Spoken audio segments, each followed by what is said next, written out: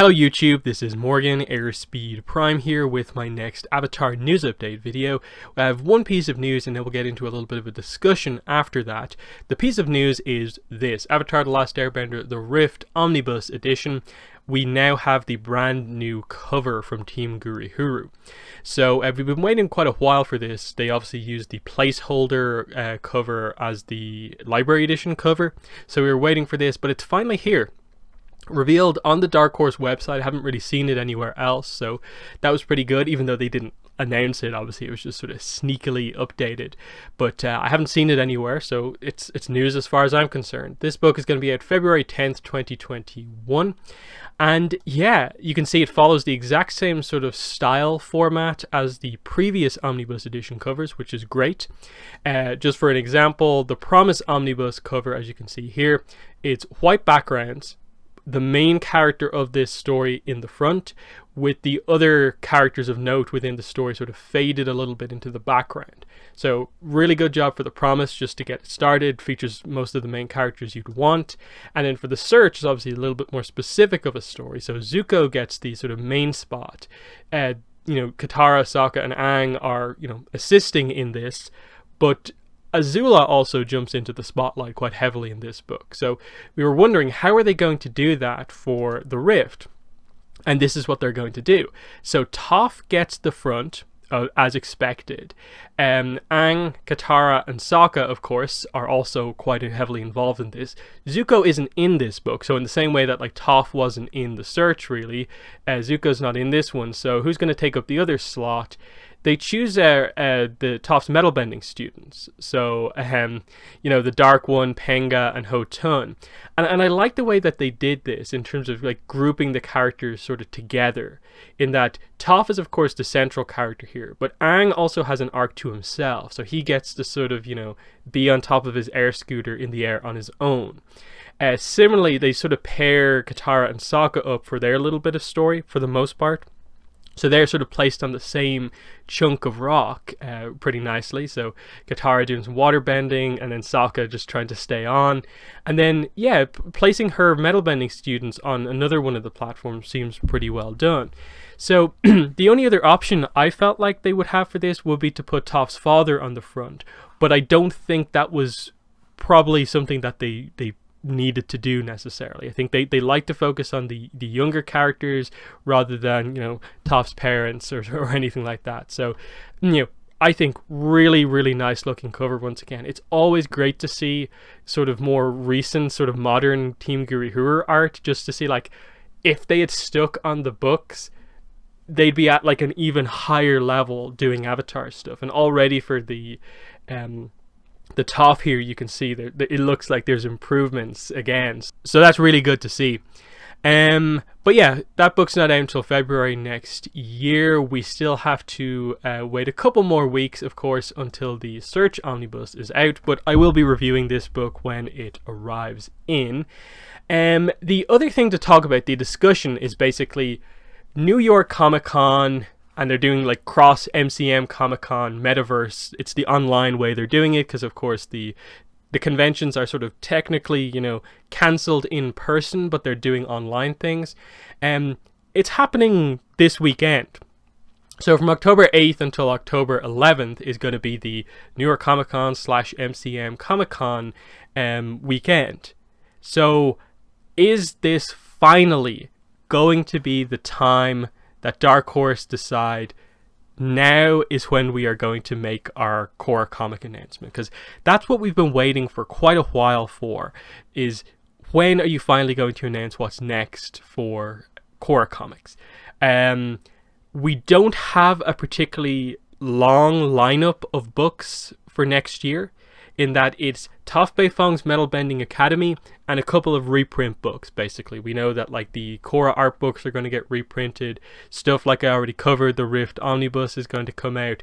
They're going to announce, the Smoke and Shadow Omnibus, But new content, new story that we've never seen before. What else do they have? Yes, you have one book coming out in February, Toph Beifong's Metal Bending Academy. But what else? Because it's blank, and it has been blank since February this year for Korra comics. And we're getting towards the end of the year. We still don't know what's up.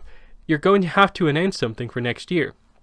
And they're almost at the point now, I think, as well, where they're almost going to have to announce the next Avatar comic as well. We highly suspect it's going to be a third one-shot comic to follow up the Katara comic and also the Toph comic.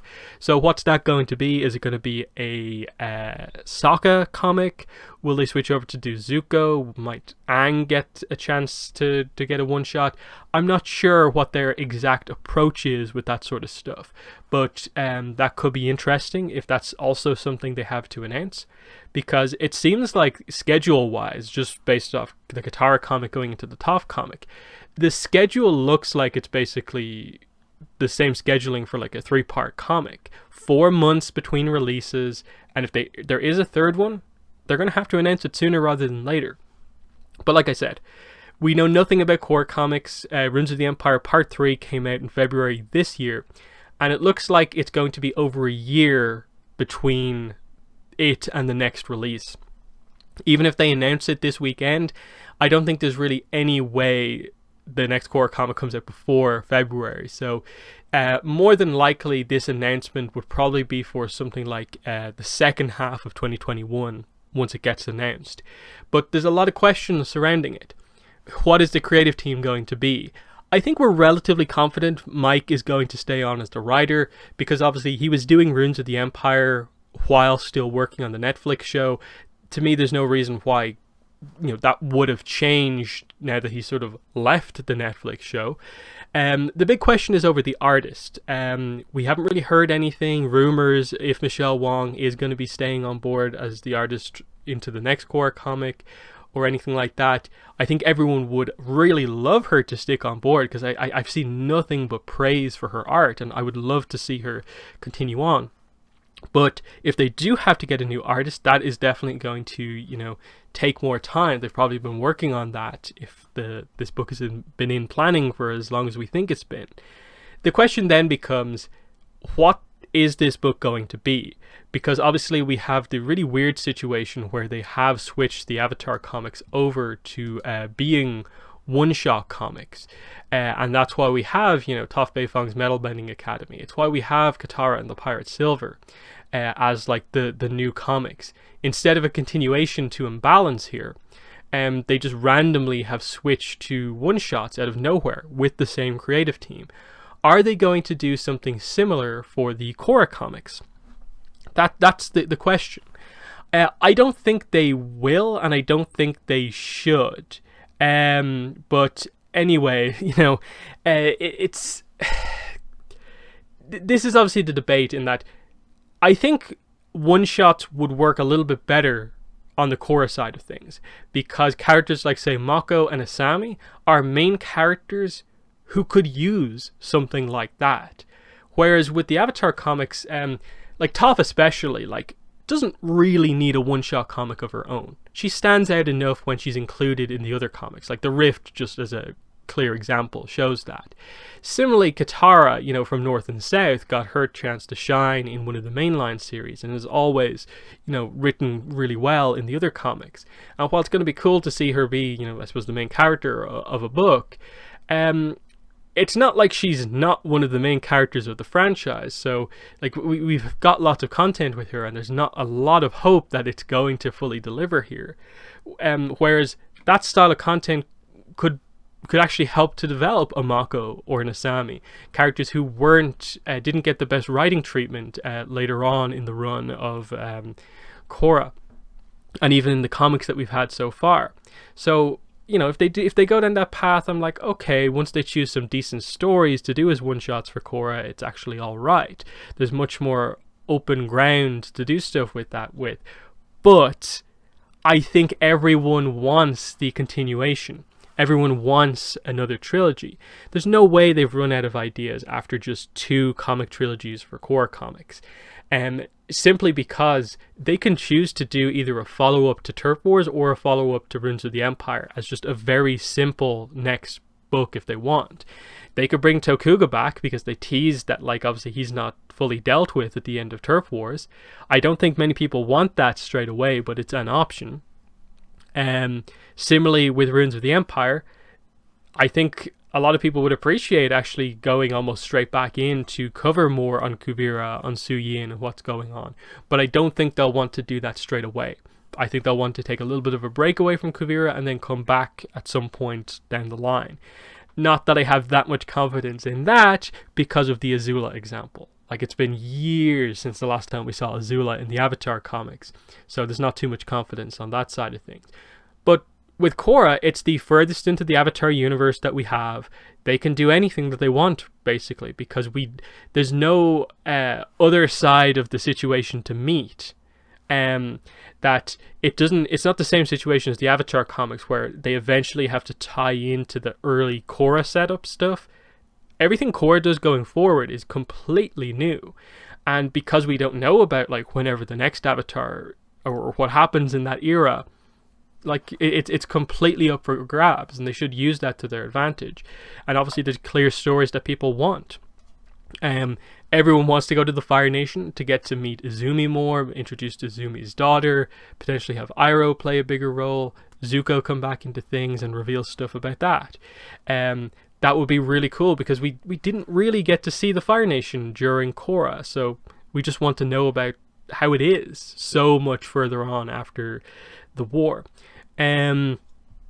Another idea stemming off of Turf Wars is that the Airbenders are now in control of the spirit portals.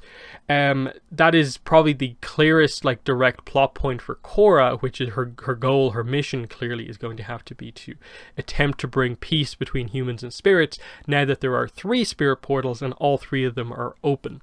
How do we handle that? Korra is going to have to help with that, and the Airbenders, I think, are going to be very important now that they are in control of the central spirit portal. They were given that land basically by Zhu Li. That's an option if you want to have a Jinora focused book that might involve Kai quite heavily, Tenzin, Opal, those type of characters, and I think that's another idea that they have also. But I think this announcement, if they do it over the course of New York Comic Con, it has to deliver. It really has to deliver, because 2021 right now isn't looking that great. Because if you look what's going to happen now, we have Qatar and the Pirate Silver coming out in just under 2 weeks. Like, we're basically only really a week away from it at this point. And that's going to be fine. It's going to come out. I think people are going to be like relatively excited to read it, because we haven't had an Avatar comic in so long, since February. But I don't think it's going to be what everyone wants, which is immediately going to put pressure on Top Bay Fong's Metal Bending Academy as the first new book of next year to deliver. And while it seems to be a little bit better with where it's set and what it looks to explore, I still don't ultimately think it's going to be what we really want. Where is the content to expand the universe? Why are we going backwards instead of forward when everyone wants us to go forward, and everyone wants us to go really far forward as well? We would prefer the characters there to be like a time skip rather than to go all the way back into ATLA. So there's some interesting stuff on that front, and that's why, if they make this comic announcement, I don't think it's enough for them to just be like, here is another Korra comic. It has to be, here's your next Korra comic, and here is why you should be excited about this story. This story is one we really want to tell for this, and this reason, and it's a story fans want. They need to, I think, take that more of that approach, because we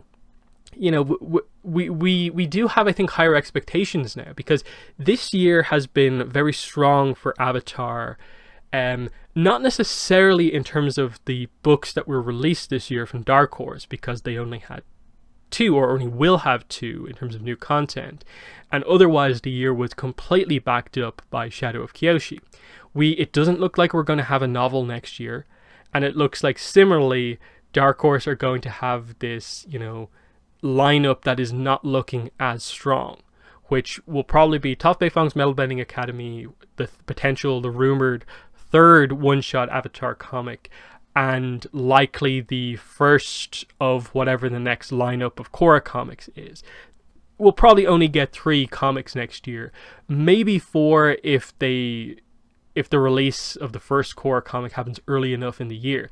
That actually would shape up a little bit better, but you can see the pressure that is then put on the Korra comics to be sort of the strong comic of the year.